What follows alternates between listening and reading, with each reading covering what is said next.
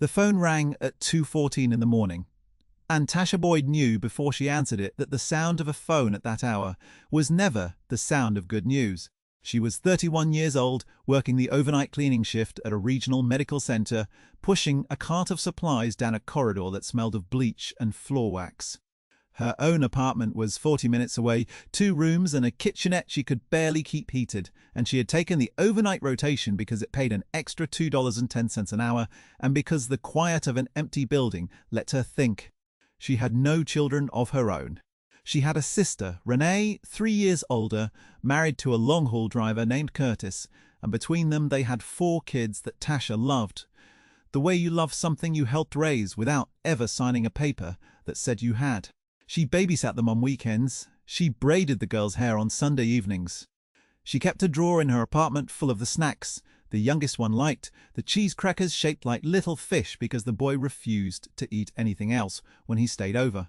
She did not know, standing in that corridor with her phone buzzing against her hip, that her whole life was about to change in a single sentence. She did not know that the next 10 years of it had just been decided by a patch of black ice on a county road 200 miles north, where a car carrying her sister and her brother-in-law had left the pavement in the dark and not come back. She answered the phone. She heard a stranger's careful voice ask if she was the sister of Renee Boyd Carver.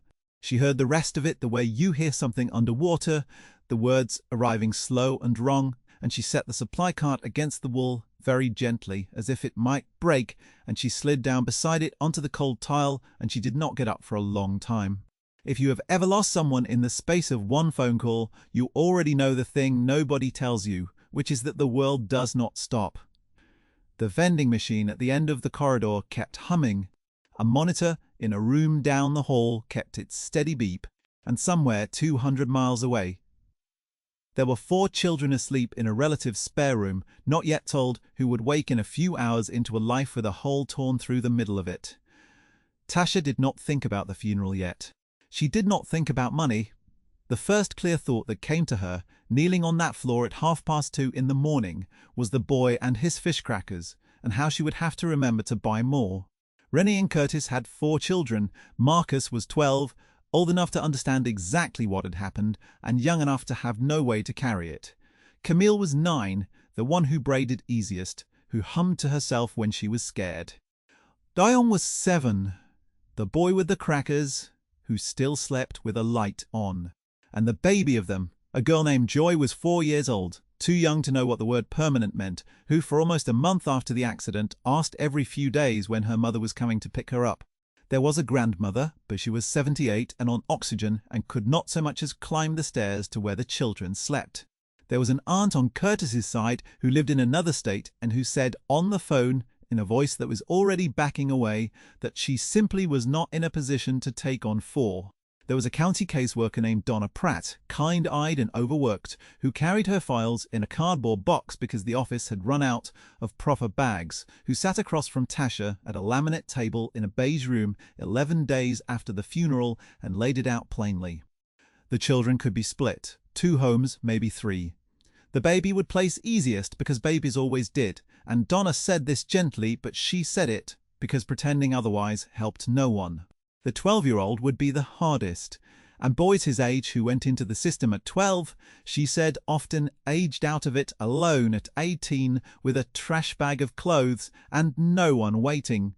Donna did not say this to be cruel. She said it because it was true and because she had learned across 19 years of this work that the kindest thing she could do was tell the truth early, before Hope had a chance to dress the situation up in clothes that did not fit it. Tasha listened to all of it with her hands folded on the laminate. Then she asked one question. She asked whether if one person were willing to take all 4, the county would let her. Donna set down her pen. She looked across the table at this thin woman in a cleaning uniform she had come straight from work in, who made just over $26,000 a year, who rented 2 rooms, who had no spouse and no savings, and a car with 190,000 miles on it, and Donna, who wanted more than anything in that moment to simply say yes and close the box, made herself do her job instead. She said that yes, the county would allow it, but that she had an obligation to tell Tasha what she was signing up for. 4 children, 1 income, No help coming. None. She wanted to be clear about that. Donna had seen people promise this in the rawness of grief and break under it inside a year, and a broken promise was worse than no promise, because the children grieved twice. She asked Tasha to take a week, to think about it with a clear head, and Tasha said, with no heat in it at all, that her head was clear, that it had been clear since 2:14 in the morning, that there had never been a week in which she was going to let her sister's children be carried off in 4 directions, and that she was sorry to make Donna's job harder, but she was not going to pretend to consider a thing she was never going to do. Donna looked at her a moment longer. Then she took the top form off the stack and turned it around so it faced Tasha and set the pen on top of it. Tasha signed the first of what would become a mountain of papers, and she drove the 4 of them back to her 2-room apartment that did not begin to fit them. The baby in a borrowed car seat, Marcus silent in the front, with his jaw set like a man's, and that night she lay awake on the floor so the baby could have the bed. And she did the math she had been avoiding, the rent against the wage against 5 sets of needs, and the math did not work. It did not come close to working, and she lay there in the dark and decided to do it anyway. Because some decisions are not made by arithmetic, they are made by the kind of person you have already spent your whole life becoming. What she did not know, what none of them knew, was that one of those 4 children was carrying something none of the adults had thought to look for. But that is 10 years ahead of where we are, and the years in between have to be lived first, and they were not easy years, and I am not going to pretend to you that they were. The first thing that had to go was the idea that she could keep the apartment. 2 rooms could not hold 5 people. She found a place on the far side of the city, the bottom half of an old duplex, with 3 small bedrooms and a landlord who did not run a credit check. A heavy-set man named Mr. Tammy Acker, who met her on the porch with a clipboard and looked at the 4 children, lined up behind her on the steps, and then looked at her uniform and asked, not unkindly, whether she was sure. The rent was nearly double what she had been paying. She signed for it anyway, because Marcus needed a door he could close, and the girls needed somewhere to be girls, and because the alternative was a caseworker's table, and 4 children carried off in 4 directions, and that alternative did not exist for her, had never existed, would never exist. The duplex had a radiator that knocked all night, and a kitchen window that did not quite shut, and a backyard the size of a parked car.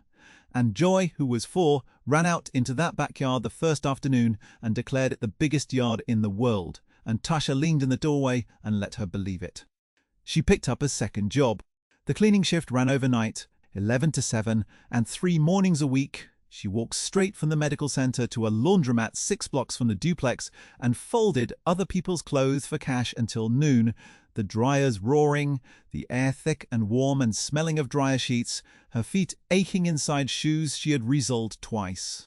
She slept in the afternoons in 2-hour pieces while the children were at school, the alarm set, so she would be awake when they came through the door, because she had decided early that no matter how thin she was stretched, they would never once come home to an empty house or a closed bedroom door. She learned to cook the cheapest things that filled a stomach, beans and rice on Mondays with a little smoked turkey when she could get it on sale. A pot of soup on Thursdays, a great heavy pot that had been her mother's that had to last a Saturday, and usually did. She learned which grocery on the avenue marked down its day-old bread on Wednesday nights, right at 8, and she learned to be there at 8 with 2 of the children in tow to carry the bags, and she made even that a small outing, a thing they looked forward to, the Wednesday bread run, so that her children remembered being poor as a kind of togetherness and not as a kind of shame.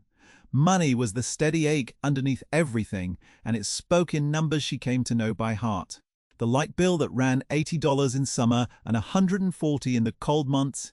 The bus passes, 4 of them now, plus her own, $30 apiece and not optional. The winter coats which children outgrow on a schedule that has no mercy, 2 of them needed every single year, because somebody always shot up 6 inches between Octobers. She kept a coffee can on top of the refrigerator with the rent money in it, the rent going in a few dollars at a time across the month, and she watched that can the way other people watch the weather. There were months it was full a week early, and she let herself breathe and bought the children ice cream from the truck that came down the block in summer, 50 cents a cone, and felt rich.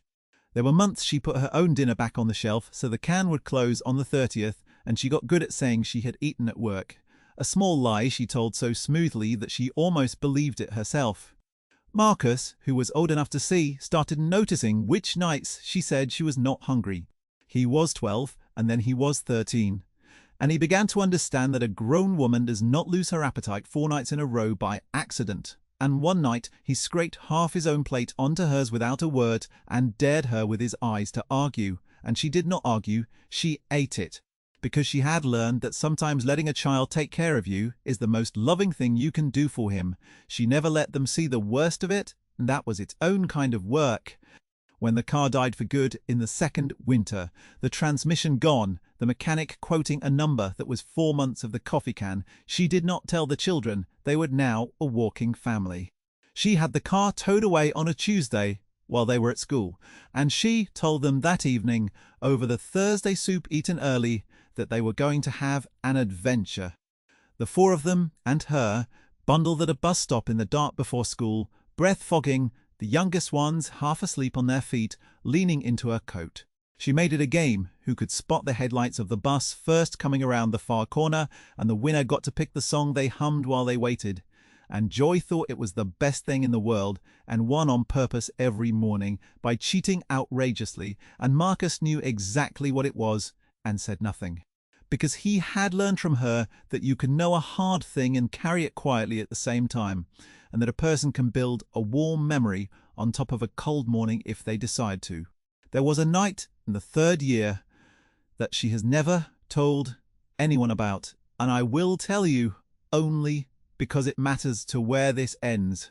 Dion spiked a fever that climbed past 103 and would not break, and the clinic was closed, and the emergency room was a bill she could not picture surviving, so she sat with him on the cold tile of the bathroom floor at 3 in the morning, running cool water over a washcloth and laying it across his small burning forehead, wringing it out, wetting it again, the only medicine she could afford being her own 2 hands and her own refusal to leave.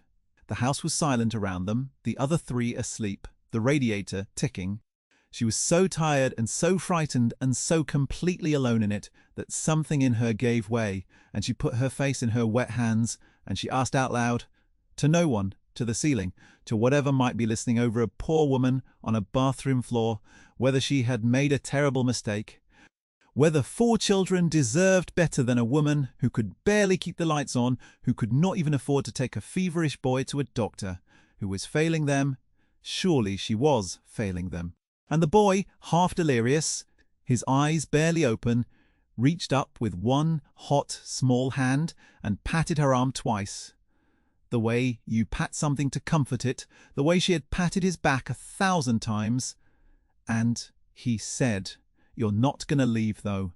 Not a question, a fact he was certain of, as certain as the sun. And something in those 5 words rearranged the whole night. She understood, kneeling on that tile, that, to these 4 children, she was not a woman. Barely keeping the lights on was not a failure doing sums in the dark. She was the one fixed thing in a world that had already proven once, and brutally, that it could take everything else away between one phone call and the next.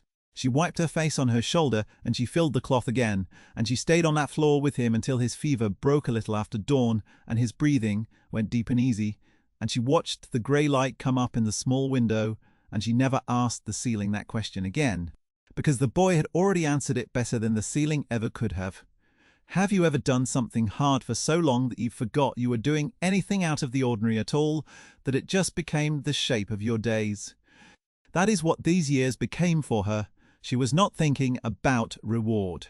She was thinking about Tuesday. The children grew, and growing children are 100 small expenses and 1,000 small needs, and Tasha met each one the only way she knew, by giving up something of her own that no one would notice was gone. Camille turned out to have a gift for numbers, the kind of gift that made a teacher stop mid-lesson and watch her work, and in the 7th grade, her teacher, a Ms. Okafor, who wore the same brown cardigan every day and clearly spent her own money on her students, pulled Tasha aside at a conference to say the girl should be in the accelerated math program 2 towns over.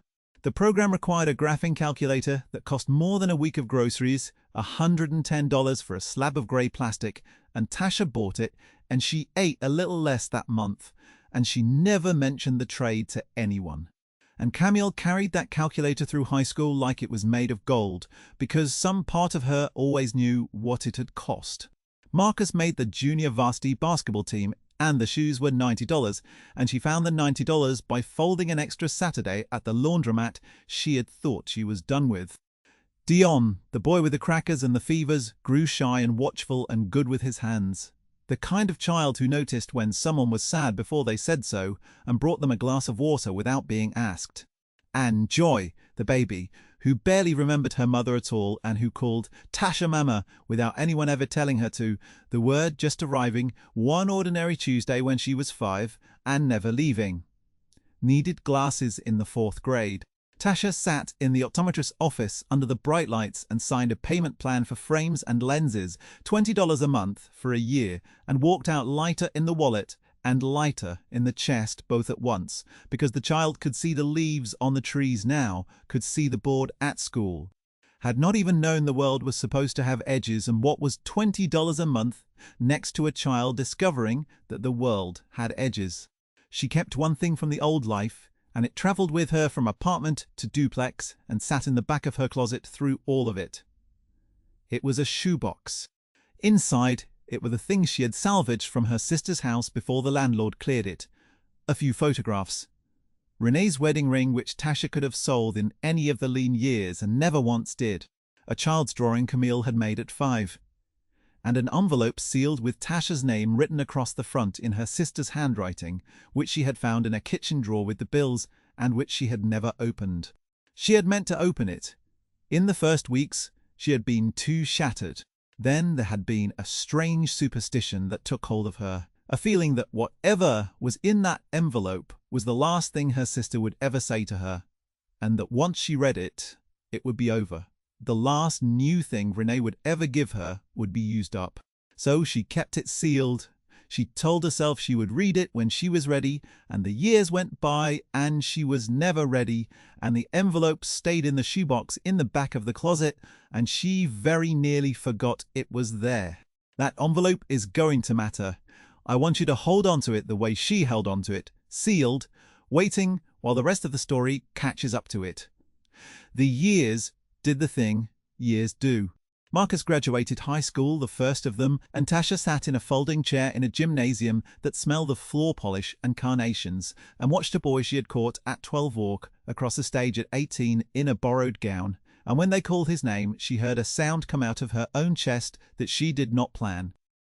And she cried so hard the woman in the next chair, a stranger there for her own grandson, reached into her purse without a word and handed Tasha a tissue and a peppermint and patted her knee.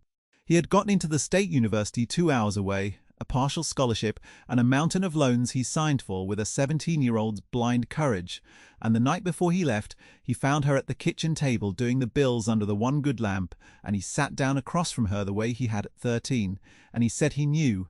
He had always known. He named it, all of it, the way you confess something you have carried too long. He knew about the nights she said she wasn't hungry. He knew about the dinners put back on the shelf and the coat she wore for 9 winters so they could have new ones, and the Saturday she went back to the laundromat for his basketball shoes. He said he was going to pay her back someday, all of it, every dollar and every dinner, and his voice broke on the word dinner. She reached across the table and took his hand, the hand of a man, now, and she told him the only paying back she would ever accept was for him to finish what he was starting, and to be good to people who could do nothing for him, and to remember where the gentleness in him came from. She did not tell him it came from his mother because she believed it came from his mother. She never let them forget Renee and Curtis. There were photographs on the wall by the door, so they passed them, coming and going. There were stories told at the table. The time Curtis drove 11 hours straight to make it home for Camille's birth, the way Renee sang off-key on purpose to make the babies laugh. The children grew up knowing exactly whose children they were and also knowing exactly who had stayed. Camille went next 2 years later, on a full scholarship this time, the math gift carrying her to a university 3 states away that wanted her badly enough to pay for all of it, room and board, and the books besides. And Tasha drove her there in the second-hand car she had finally managed to buy by then, and helped her carry boxes up 3 flights and met the roommate, and did not cry until she was alone in the car in the parking lot afterward, where she sat for 20 minutes before she trusted herself to drive. Then Dion, the boy with the crackers and the fevers, who grew into a steady, quiet young man who wanted to be a nurse, who told her plainly the autumn he applied that he had spent his entire childhood watching one person take care of everybody around her without ever being taken care of herself, and that he wanted to learn how to do that on purpose. For a living, the staying with people through the long nights because he had been on the receiving end of it once on a bathroom floor and had never forgotten it. And then it was just Tasha and Joy in the bottom half of the duplex, Joy in her last years of high school, and the house that had been so impossibly full for so long was quiet in a way that Tasha had not felt in a decade, the radiator still knocking at night to no one, and she did not entirely know what to do with the quiet. Found herself cooking too much soup out of habit and freezing the rest. Found herself listening for footsteps that had moved 2 and 3 states away. She was 41 now. The work had aged her hands and her back, but not the steadiness in her, and she still cleaned the medical center on the overnight shift, though she had let the laundromat go once there were fewer mouths to feed. She had given the 10 best years of her life to 4 children who were not, on paper, hers, and she had never once called it a sacrifice, because to her it had never felt like a choice, and a thing you would do again without hesitating is not a sacrifice, it is just love wearing work clothes. The letter found its way back into the light by accident, the way important things often do. It was a Saturday in the fall, and Joy, 17 now, and sentimental in the way of a girl about to leave home, had asked to see pictures of her mother, her real mother, the one she could not remember. Tasha went to the closet and took down the shoebox. They sat on the floor of the living room, the 2 of them, and went through the photographs one by one, Tasha telling the stories that went with each, and Joy soaking them up the way she had once soaked up everything. And at the bottom of the box, under the drawing and the ring, was the envelope, sealed, with Tasha's name in faded ink across the front. Joy picked it up. She asked what it was. And Tasha looked at her sister's handwriting for the first time in 10 years and felt the old superstition rise up in her, the feeling that once it was read it would be over. But she was 41 and not 31, and she had buried the fear of a great many things in those 10 years, and she understood now that a letter unread is not a gift saved. It is a gift refused. She took the envelope from Joy's hand. Her own hands were not quite steady. She slid her thumb under the flap and opened what her sister had sealed 11 years before, and she did not know that she was about to learn that everything she had done out of love had also, without her ever suspecting it, been the keeping of a promise she did not know she had made. The letter was 2 pages written in Renee's looping hand, dated a little over a year before the accident. It opened the way her sister always opened things, plainly and with love, and it explained itself in the first lines. Renee and Curtis had sat down with a man at their church, an attorney who did wills for families who could not really afford lawyers, and they had made arrangements because Curtis drove for a living, and they both knew, the way people who love a long-haul driver know, that the road takes some and does not give them back. They had made a will, and in that will the letter said they had named Tasha, not as a courtesy, not as a last resort. They had named her first and only as the person they wanted to raise their children if the worst ever came, because Renee wrote, "There is no one alive I trust with my babies the way I trust you, and if you are reading this then the worst has come, and I am so sorry to ask it, and I am asking it anyway because I know what you are. I have always known what you are the one who stays." Tasha had to stop reading. Joy had gone very still beside her, because here was the thing that turned the whole ground over. Tasha had never seen this will. When the accident happened, in the chaos of it, no one had found it. The attorney had moved his small practice and the paperwork had scattered, and the county had proceeded as if there were no instructions at all. And Tasha had stepped forward to take the children, believing she was choosing them against the whole weight of the world, believing no one had asked her, believing she was volunteering for something no one expected of her, and all along, For 10 years, sealed in a shoebox she carried from home to home, was the proof that her sister had chosen her first, that the thing she had done because she could not imagine not doing it was the exact thing she had been asked to do. She had kept a promise she never knew she had been given. But that was not the only thing in the letter, and the second thing is the one that changes what comes next. Renee's letter went on. It said that the will did more than name a guardian.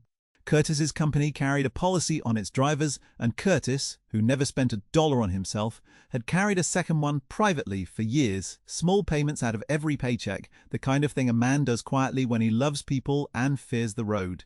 The letter said that if Tasha was raising the children, there was money meant to help her do it, money that had been sitting somewhere for 10 years because no one had known to claim it, because the claim required the will and the will had been lost. Renee had written the attorney's name. She had written the name of the company that held the policy. She had, in her plain looping hand, left a map to the help she had always meant for her sister to have, and the map had been folded in a shoebox in the dark for a decade, while Tasha put her own dinners back on the shelf. I want to be careful here, because the easy version of this story is the one where a check arrives and everything is solved. And that is not quite what happened, and what actually happened is better. Tasha did not run for a phone. She sat on the floor of her living room with her 17-year-old beside her, and she read the letter a second time and then a third, and what undid her was not the mention of money. It was the line that said, "I know what you are. You are the one who stays." She had spent 10 years believing she had done something no one asked of her. To learn that the person she had loved most in the world had looked at her a year before dying, and seen exactly the woman who would step forward, had trusted it before it ever happened, was a different thing entirely from a check. It was being known, it was being seen, clear across the distance of death by the one person whose seeing she had missed every single day for 10 years. Joy was the one who said it out loud. She said, "Mama, she knew you'd take us, she knew." And Tasha, who had not let her children see the worst of it for a decade, did not try to hide this. She let the girls see her cry, because some things are not a burden you protect a child from, some things are a gift you let them witness. It took a few weeks to sort the rest. Dion, home from his nursing program for the weekend, sat with Tasha, as she called the number in the letter, and the attorney, older now and retired, remembered Renee and Curtis the moment she said their names, remembered the careful young couple who had scraped together his modest fee to do right by their children. He had wondered, over the years, what had become of those kids, had assumed the will.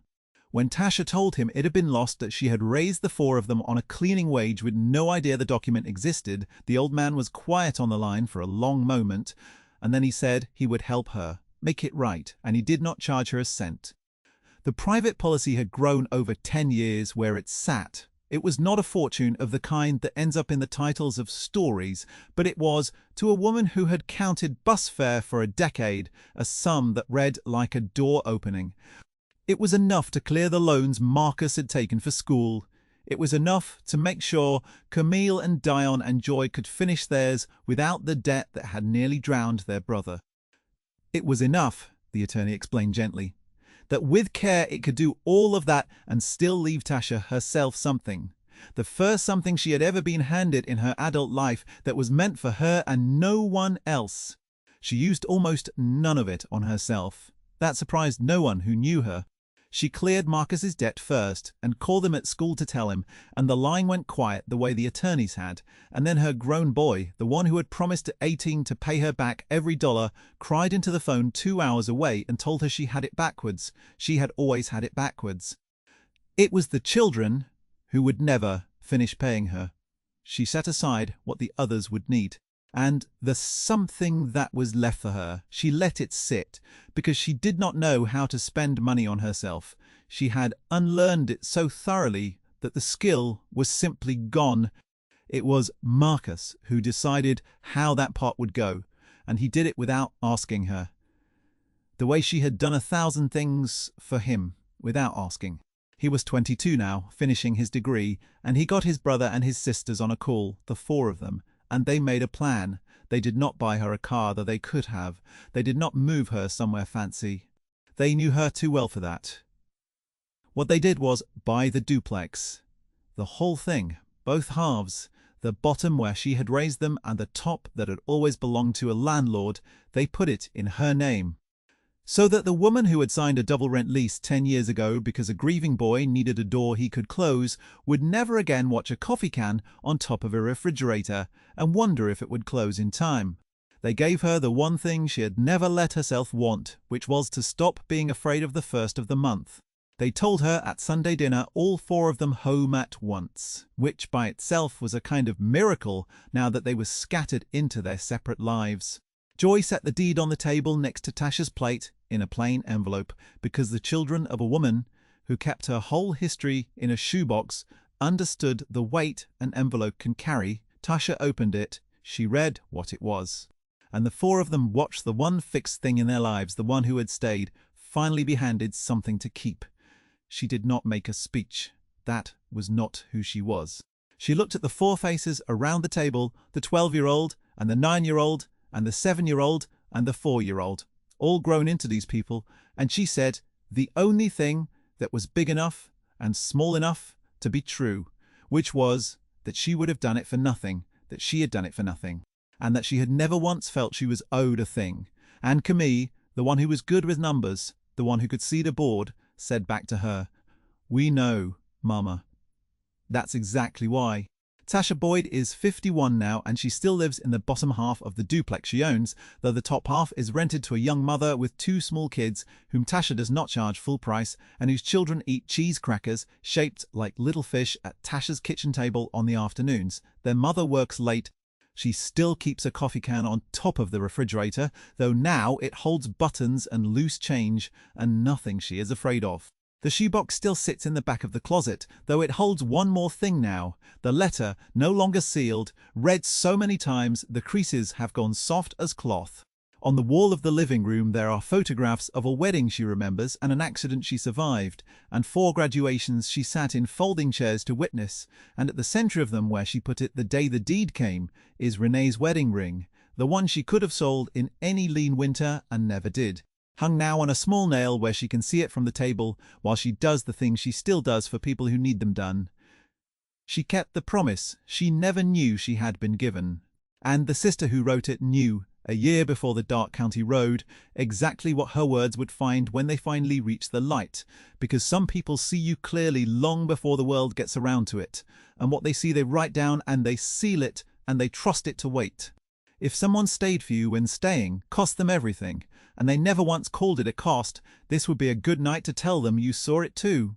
And if a story about the people who stay is the kind of story you want to sit with, there is another one waiting. About a man who showed up for a child who was not his, and what it took the world 20 years to understand about why.